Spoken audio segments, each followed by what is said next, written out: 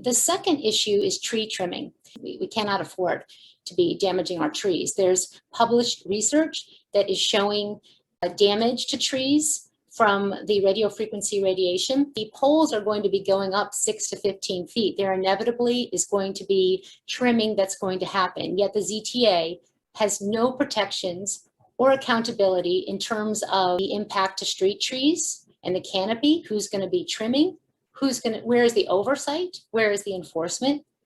The Sierra Club of Washington, D.C.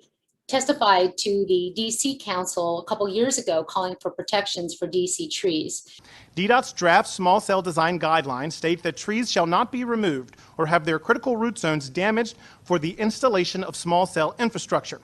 It's a good thing that DDOT has thought about the effect that this small cell technology will have on the trees of D.C.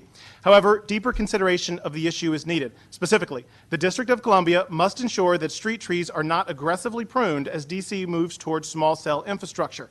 This technology requires a direct line of sight between small cells. That could require chopping off large portions of tree branches, which could kill some of the district's largest and most majestic trees. Trees do not flourish with aggressive pruning.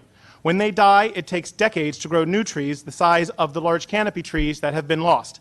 That's not worth a slightly faster game of Angry Birds or a faster download of the latest Ariana Grande song.